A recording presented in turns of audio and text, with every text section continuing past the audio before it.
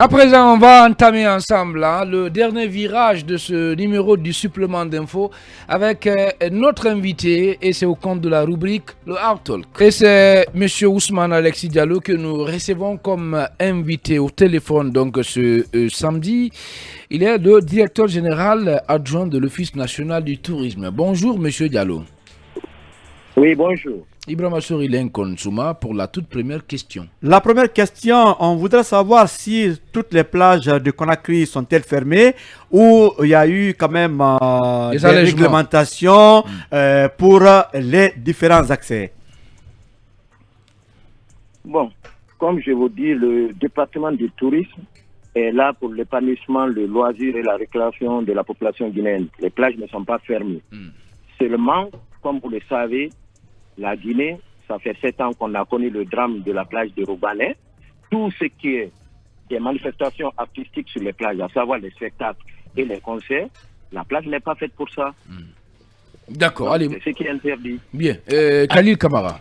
Oui, à vous entendre dire cela, je suis un peu peiné parce que rien n'interdit dans les autres pays. Dans les autres pays, rien n'interdit les concerts sur les plages. Ça se passe un peu partout en Guinée. Est-ce que vous ne voyez pas plutôt la défaillance de l'État à ne pas encadrer les concerts au niveau des plages? Je vous en prie, la vocation d'une plage, c'est le balnéaire. C'est de profiter du soleil, de l'eau, du soleil et du sable. Je dis rien ne l'interdit. Rien ne l'interdit. Khalil, on va l'écouter. Allez-y. Je vous dis que la plage est ouverte. L'accessibilité sur le site public est ouverte à tous les Guinéens. Mais les manifestations artistiques, à savoir le podium sur le sable fin, les spectacles sont interdits. D'accord. Allez, Mamadou Boy. Alors, Monsieur Diallo, aujourd'hui, à votre niveau, quelles sont les dispositions que vous avez en tout cas envisagées pour permettre à nos jeunes Guinéens de passer ces fêtes dans de bonnes conditions, dans les plages, qui, n'est-ce pas, relèvent en partie aussi de votre gestion? Merci beaucoup. Le département, ça fait maintenant depuis le 15 du mois, a pris des dispositions par rapport aux mesures et les dispositions sécuritaires par rapport à tous les sites balnéaires, voire même les établissements hôteliers. Il y a eu une synergie d'action avec la préfecture maritime, avec tous les services intervenants sur les sites touristiques de la Guinée. Pour ça, il y a réellement le listing de beaucoup de critères qu'on a énumérés pour que réellement les choses se passent bien. Si vous voulez, je peux vous donner maintenant les dispositions prises par la préfecture maritime en collaboration avec le ministère du Tourisme. La première des choses, c'est que maintenant, il y a seulement 3 lieux d'embarquement, à savoir la marine à hôtel Petit Bateau, la gare maritime de Sandervalia et le port de Boufoudou de Boulbini. Ça, c'est par rapport à la traversée aux îles de l'Os. D'accord. Allez, Moustapha. D'accord, allez-y. Poursuivez. Poursuivez, oui. Il est obligatoire d'établir les manifestes d'embarquement par les agents de l'ANAM. On sélectionne les pirogues de transport suivant certains critères obligatoires, à savoir le port des gilets de sauvetage et la limitation du nombre de places à bord du bateau et des pirogues. Le contrôle des barges de passage est obligatoire. La visite technique des moteurs hors bord par l'ANAM est déjà sur place. Le contrôle des documents nautiques, à savoir le permis de navigation et le permis de conduire est fait. L'interdiction formelle de toute forme de manifestation artistique sur les plages. L'interdiction formelle de la présence des mineurs de moins de 12 ans sur les plages. L'obligation du port du gilet de sauvetage pour toutes les traversées à mer. Un système de communication Wi-Fi est sur place avec la gendarmerie maritime.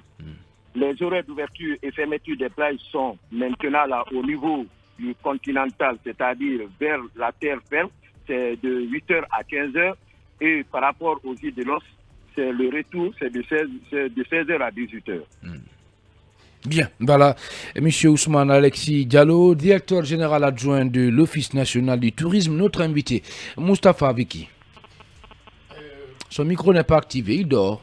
Voilà. Monsieur Diallo, c'est bien beau ces mesures, puisque vous avez réussi, vous nous apprenez que vous avez réussi à prendre ces dispositions pour réglementer un certain nombre de choses sur les plages. Mais aujourd'hui, j'ai envie de savoir, est-ce que aujourd'hui l'État, à travers l'Office national du tourisme et la préfecture maritime, est-il incapable ou n'est pas en mesure de sécuriser les concerts sur les plages?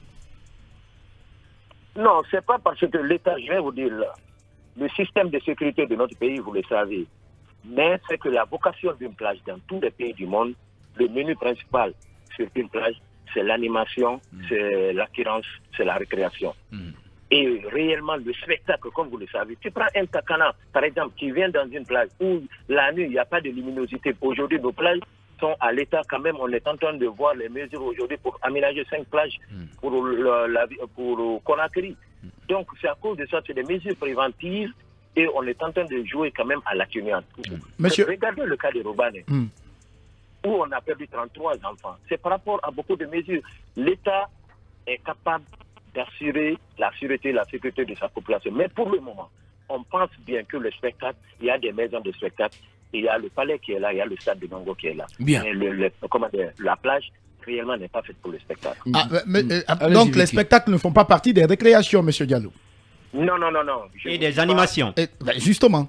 S'il vous plaît. Mais ce sont vos propos. Il y a des différents types de catégories. L'animation, à partir de l'acoustique, tu viens, tu écoutes la musique, tu prends, ta boisson en slow et avoir un takana sur le podium, sur le sable fin, avec un podium, avec un monde fou sur le sable fin. Réellement, s'il vous plaît, il faut mettre une sûreté et sécurité. On ne peut pas limiter, par exemple, excusez-moi, par rapport à ces cadres de spectacle, vous avez parlé du Palais du Peuple, vous avez parlé de Nongo. Conakry a plus de 4 millions d'âmes. Ces deux endroits peuvent ne pas avoir peut-être tous ces mélomanes. Pourquoi ne pas, par exemple, limiter le nombre de personnes si on doit tenir un spectacle dans une plage ou fixer les horaires? Par exemple, à Rogbane, si c'est Takana qui joue, on dit ça ne dépasse pas au moins 500 personnes. À Takonko, 200 personnes. Pourquoi ça peut ne pas être le cas? Bien. Je vais appuyer la question de Lincoln. Est-ce que vous savez qu'au Jamaïque, au Brésil, en Belgique, des concerts se tiennent dans les plages? Même en Gambie, il est tout proche. Merci, on va le laisser répondre. Oui. S'il vous plaît, je vous parle en tant que professionnel. J'ai une formation cubaine. J'ai fait ma formation à La Havane, à Baradir, la deuxième plus grande plage du monde. Je connais Copacabana, c'est là-bas où j'ai fait ma pratique. Je vous dis, la vocation d'une plage s'appelle la baignade. Le balnéaire, c'est pas fait pour le spectacle. Les animations, on peut le faire, je vous dis. Mais un spectacle n'est pas fait sur une plage. Vous n'avez pas répondu à la question. Est-ce que vous savez qu'au Brésil, au Jamaïque, en Belgique, des concerts se tiennent sur les plages? Est-ce que vous le savez? Pour le moment, les plages ne sont pas aménagées. Les mesures de sûreté et de sécurité qu'on veut sur nos plages ne sont pas faites. Il y a une équipe maintenant là, avec la primature qui est en train de travailler pour l'aménagement des 5 plages. Après ça, si on prend des mesures, on va laisser la population guinéenne se divertir sur nos plages. Allez, une dernière question, Vicky. On préfère inviter les artistes réellement dans les maisons de culture. Allez, merci beaucoup. Une dernière question, Monsieur Diallo, un mot quand même sur la saison touristique que vous avez récemment lancée. Ok. Oui, on vous écoute, oui. Donc, vous savez, chaque année, par rapport après la saison... Peut-on parler de réussite? Oui, ça a été une réussite parce que pour la première fois, on va institutionnaliser la saison touristique en République de Guinée. À partir de l'année prochaine, maintenant, vous allez voir, chaque année, à partir du 25 octobre, on va maintenant prendre cette date, si tout va bien, si c'est validé par monsieur le ministre, que chaque année maintenant en Guinée, le 25 sera l'ouverture de la saison. Allez, merci beaucoup. Merci à vous, Ousmane, Alexis Diallo. Merci. Le transport pour aller aux îles. Oui, monsieur Alexis, quels sont les tarifs pour aller aux îles, le transport? Parce que nous, on veut aller à Kassa, à Soro, vous avez les bateaux et barques. Quels sont les tarifs officiellement? Le cadeau de l'année pour tout le peuple de Guinée, je vous dis, pour les à partir de 7 000. 7 000 francs pour aller, par exemple, aux îles de l'Os.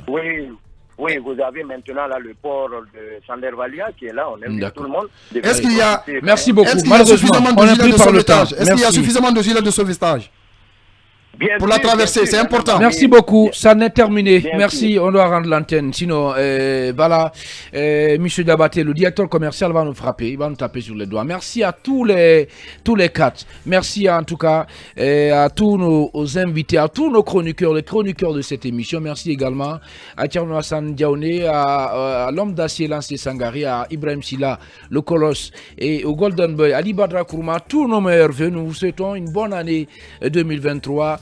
Beaucoup de prospérité, beaucoup de santé, en tout cas, beaucoup de chance, beaucoup de partage dans vos familles. Nous promettons, Inch'Allah, que l'aventure va se poursuivre sur Film Guinée et on va vous surprendre, Inch'Allah, en 2023.